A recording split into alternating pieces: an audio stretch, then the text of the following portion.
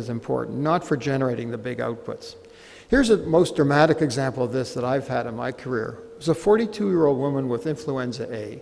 She had a progressive decrease in her cardiac function. She was transferred to our hospital and had a right ventricular and a left ventricular device put in. She had complete loss of ventricular contractions. She was on renal failure, on continuous venous hemofiltration. And 2 hours after the pump was in, she had this situation. A PO2 of 30 on 100% oxygen. And it just so happens this is a Thursday night, and we change attending staff on Thursday night. So I come in at this point, and this is what I'm facing as I come in at 5 o'clock on a Thursday night. She's got pink froth pouring out of her endotracheal tube. Her central venous pressure is over 20, and it doesn't make any sense. She's got these two mechanical hearts. They shouldn't be failing. How can this be happening? And why is the CVP so high? And actually the pulmonary artery occlusion pressure as well.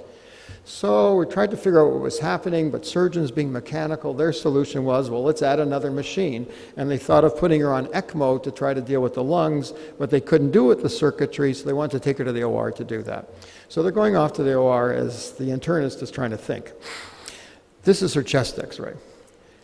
They go to the OR, they open her chest to redo the tube. Suddenly, her PO2 increases dramatically, almost immediately. The pink froth stops coming out. What happened? She was an example of exactly the problem I was just describing.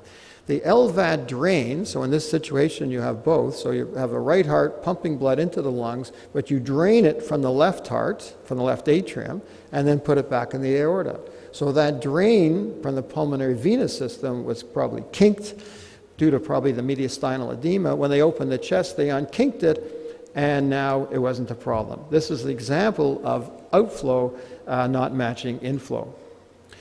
So this increased pulmonary venous pressure produced massive pulmonary edema, and she was in trouble. And this is her x-ray. 2 months later, she walked out of hospital alive and functioning. Now, what are the implications of overfilling? Michael already alluded to this. We've already talked about the plateau of the cardiac function curve. So when you overfill the right heart, you begin to displace the septum into the left heart. And what that does, it compromises function of the left heart. So a very dramatic study by Atherton et al. Lancet in 1997, they took some normal subjects and subjects with decompensated heart failure, applied lower body negative pressure. In the normal subjects, as you expect, their left hearts got smaller, but in the patients with decompensated heart failure, they actually got bigger or stayed the same and functioned better. So there was a comment about a downward part about a Starling curve. There is no downward part of a Starling curve, but if you overdo filling, you depress the cardiac function curve, and it will look like a downward part to the Starling curve. It'll effectively function that way. Again, a dramatic case. This was somebody with an overdistended right heart, has a cardiac output of 4.7, a little on the lower side, but still okay. Central venous pressure of 15. I aggressively added furosemide to this patient. She hadn't been peeing, but I doubled the dose up to big ones. I think I gave her some metalazone and albumin, and she starts to pee. She puts out over 4 liters that first day. What happens? Her pulmonary artery occlusion pressure falls, her CVP falls. 8.8 liters in 3 days, just with diuretics, not mechanical methods, and her cardiac output actually rises to 7.1. You make it more efficient simply by diuresing her. I'm going to skip this slide. Yeah, this last slide. I'm going to skip that one.